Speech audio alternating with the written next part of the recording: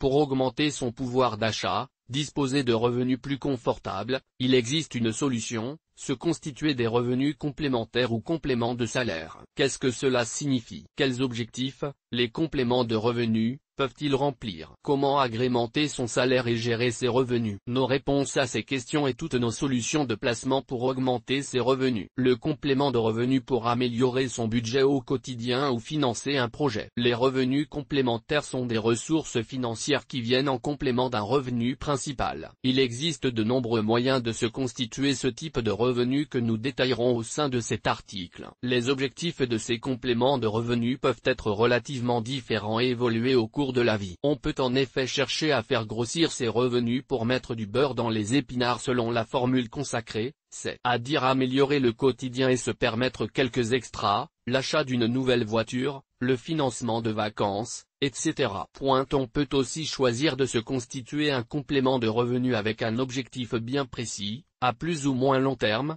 comme le financement des études de ses enfants ou l'achat d'une résidence secondaire. Enfin, les revenus complémentaires peuvent aussi avoir pour objectif la préparation de la retraite. Les différents objectifs exposés précédemment ne nécessitent pas tous les mêmes revenus et donc la même mise de départ. Mais qu'il s'agisse de mettre du beurre dans les épinards ou de financer un gros achat comme une maison au bord de la mer ou bien encore de se dégager des revenus conséquents pour avoir une retraite confortable, une constante demeure, les revenus ainsi obtenus permettent de faire grossir ceux de votre activité professionnelle ou, plus tard, ceux de votre pension de retraite. Il existe un cas particulier, la constitution d'un complément de revenus avec pour ambition de devenir rentier et cesser son activité professionnelle pour vivre de ses rentes. On ne parlera plus alors de revenus complémentaires puisqu'il s'agit du mode de financement exclusif de son train de vie. Cependant, peu de rentiers le sont devenus du jour au lendemain. Le plus souvent, les revenus complémentaires, de plus en plus importants, en augmentant avec le temps, sont devenus la source principale de revenus avant de devenir la source exclusive de revenus. Complément de revenus, le dépenser au fur et à mesure ou le placer pour un objectif. Il existe de très nombreux moyens de se constituer des revenus complémentaires. Tous ont un point commun,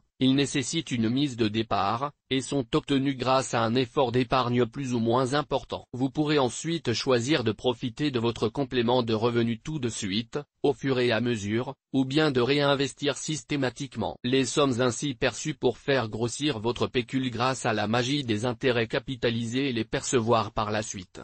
Quand vous aurez besoin de revenus plus importants. On peut par exemple imaginer que vous réinvestissiez vos revenus complémentaires tout au long de votre vie professionnelle pour, une fois à la retraite, pouvoir bénéficier de revenus complémentaires plus conséquents. Les revenus locatifs pour se constituer un revenu complémentaire. L'immobilier est l'un des placements préférés des Français, y compris lorsqu'il s'agit de se constituer un complément de revenus. Vous pouvez pour cela miser sur l'investissement locatif et acheter un bien en vue de le louer. Vous pouvez d'ailleurs, grâce à l'effet de levier, faire supporter cet achat par votre locataire et votre banquier. Pour cela, il suffit que le loyer perçu chaque mois couvre les mensualités de votre prêt immobilier. Lorsque le bien sera remboursé, par exemple au moment de votre retraite, vous pourrez jouir du loyer comme bon vous semble. Sachez qu'il existe deux possibilités au moment de louer un bien immobilier, vide ou meublé. Du fait des avantages fiscaux particulièrement attractifs, il sera souvent plus judicieux d'opter pour la location meublée en choisissant le statut de loueur meublé non professionnel. Autre solution à envisager pour investir dans l'immobilier et en tirer des revenus,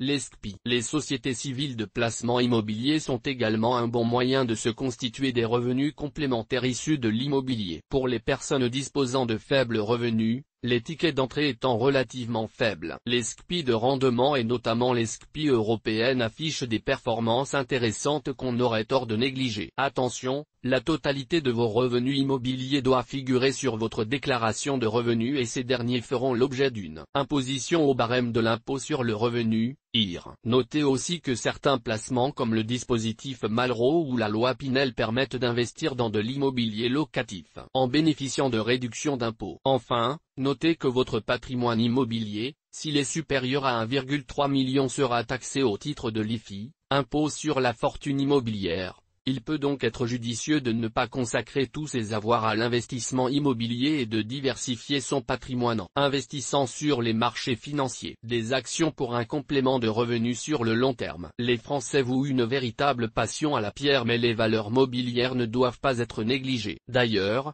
notez que les actions présentent de bonnes performances sur le long terme. Pour preuve, le CAC 40 Dividende S réinvesti a progressé de 8,5% en moyenne par an depuis sa création en 1986. Pas envie de tout perdre et relativement averse au risque, misez sur les valeurs de rendement, ces titres qui distribuent un fort pourcentage de leurs bénéfices auprès de leurs actionnaires. À l'image des aristocrates du dividende, de quoi vous assurer des revenus conséquents et réguliers. On aurait tort de penser que les actions sont la seule composante des marchés financiers sur lesquels miser lorsque l'on souhaite obtenir des compléments de revenus. Pensez aussi aux obligations et à leurs coupons. Vous récupérerez tous les mois, tous les trimestres ou tous les ans vos intérêts. Investir en direct dans les obligations de grandes entreprises est relativement coûteux, mais rien ne vous interdit de miser sur le crowdlending et de prêter vos sous à des PME prometteuses. Attention tout de même, le risque de faillite est plus important, surtout si vous prêtez à des startups en phase d'amorçage. Les compléments de revenus issus de valeurs mobilières sont taxés depuis la loi de finances 2018 à 30% grâce à la flat tax. Vous pouvez aussi,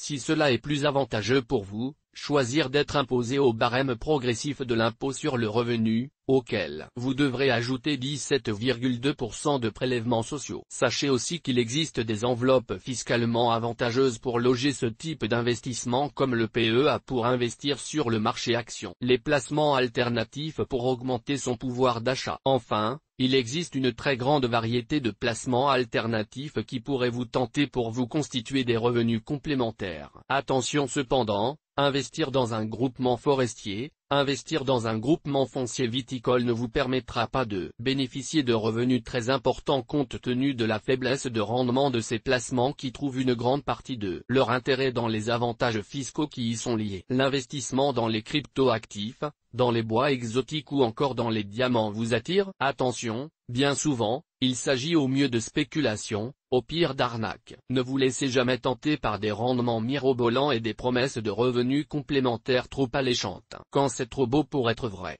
ce n'est pas vrai. Cependant, il existe quelques placements atypiques proposant des rendements relativement attractifs et permettant une bonne diversification de son patrimoine. Il serait donc dommage d'exclure d'emblée tous les placements de ce type. Mais la vigilance s'impose. Avant d'investir, vérifiez toujours que les sites proposant ce type de placement possèdent bien le numéro d'enregistrement de l'AMF. Tâchez de récolter un maximum d'informations sur la société ou l'intermédiaire qui propose le produit. Attardez-vous sur la structure juridique de l'entreprise et faites l'effort de comprendre comment un tel rendement est possible. Enfin, n'hésitez pas à vous faire accompagner par un conseiller en gestion de patrimoine. Là encore, les revenus issus de ce type de placement sont à déclarer à l'administration fiscale. Certains placements comme les groupements fonciers entrent en partie dans le calcul de l'assiette de l'IFI. Mais ces placements atypiques permettent aussi pour certains de bénéficier d'une réduction d'impôt sur le revenu. Source image, Freepik. Toutes nos informations sont, par nature, génériques. Elles ne tiennent pas compte de votre situation personnelle et ne constituent en aucune façon des recommandations personnalisées en vue de la réalisation de transactions et ne peuvent être assimilées à une prestation de conseil en investissement financier, ni à une incitation quelconque à acheter ou vendre des instruments financiers. Le lecteur est seul responsable de l'utilisation de l'information fournie, sans qu'aucun recours contre la société éditrice de Café de la Bourse, comme ne soit possible. La responsabilité de la société éditrice de Café de la Bourse, comme ne pourra en aucun cas être engagée en cas d'erreur, d'omission ou d'investissement inopportun.